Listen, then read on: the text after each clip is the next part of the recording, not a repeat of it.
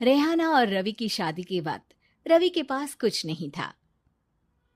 रेहाना, तुमने मुझसे शादी करके एहसान किया है। मुझसे ज्यादा तो तुम कमाती हो। अरे तो क्या हुआ, एक दिन आएगा रवि कि तुम खूब पैसा कमाओगे। मुझे तुम पर पूरा विश्वास है। रवि और रेहाना खुद को स्टैंड करने के लिए पूरी मेहनत करते। रेहाना, मैं नौकरी नहीं करना चाहता हूँ।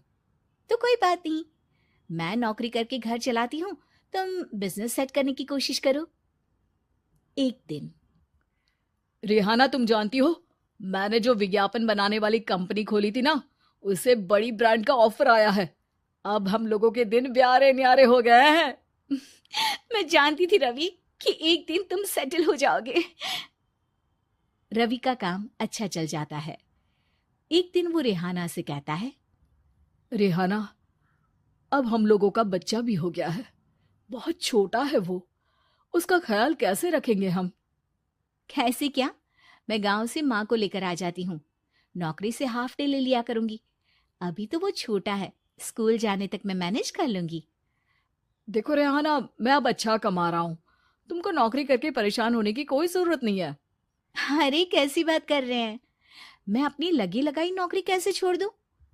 और मैंने तो सुना है हम लोगों को कुछ ही महीनों में सरकारी नौकरी मिल जाएगी। सरकारी नौकरी में कितना कमा लोगी? उतने में तो मैं ड्राइवर रख लूंगा। रेहाना को रवि की बात का थोड़ा बुरा तो लगता है। कम से कम मेरी नौकरी की इतनी बेइज्जती मत करो। भूल गए, इसी नौकरी के बदौलत तुमने अपना बिजनेस खड़ा किया है। अरे वो तो मैं किसी के भरोसे भी कर लेता। देखो, अपने बच्चे को संभालो, घर का काम करो। अब बाहर जाती तुम अच्छी नहीं लगती हो। रेहाना रवि के कहने पर नौकरी तो छोड़ देती है, लेकिन अब बड़े से घर में उसकी कीमत किसी नौकर से कम नहीं होती। एक दिन रवि का दोस्त आता है। भाभी, हम लोग तो आपको तब से जानते हैं जब से आप लोग शादी होकर इस शहर में आए थे। आपकी बदौलत ही सारा बिजनेस खड़ा हुआ है। ये किस्मत तो आप ही की है भाभी।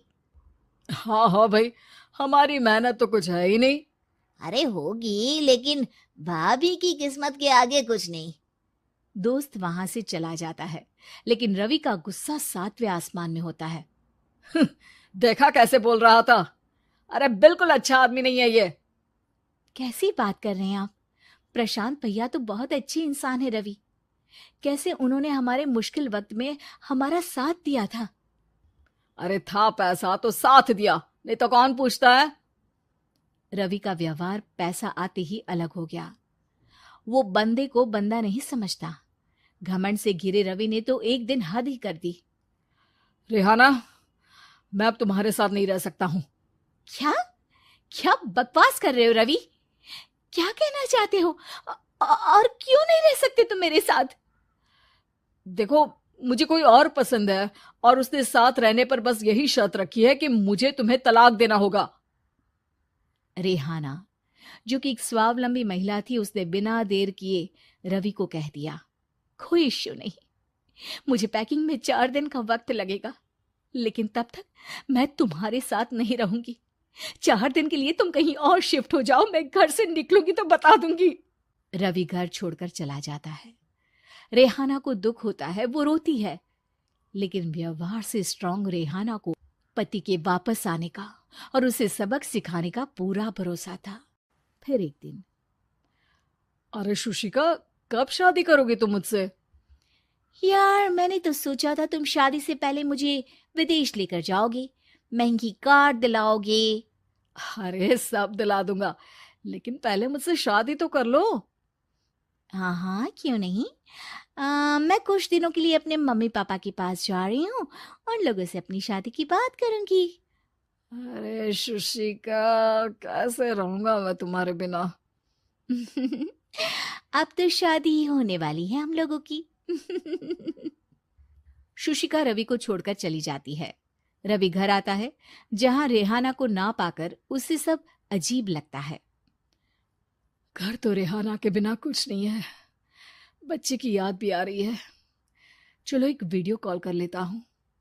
रवि रेहाना को वीडियो कॉल करता है, लेकिन रेहाना फोन नहीं उठाती। रात को सोते वक्त मन कर रहा है मुन्ने को गले लगा लूं। चलो कोई ना, शुशिका से शादी के बाद मेरे और भी बच्चे होंगे।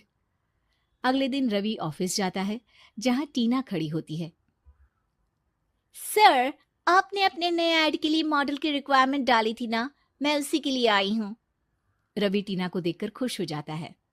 अब शादी हो गई है तुम्हारी? नहीं सर, बस अच्छा सा हैंडसम और अमीर लड़का देख रहे हैं मेरे मम्मी पापा। रवि के दिमाग से तो टीना को देखकर शुशिका का ख्याल भी खत्म हो जाता है। अरे यार, ये लड़की मिल जाए कितनी सुंदर है। शुशिका तो इसके आगे कुछ नहीं है। आ, अब क्या तुम्हें ऐसा नहीं लगता कि मुझसे मिलकर तुम्हारी ये खोज खत्म हो गई है?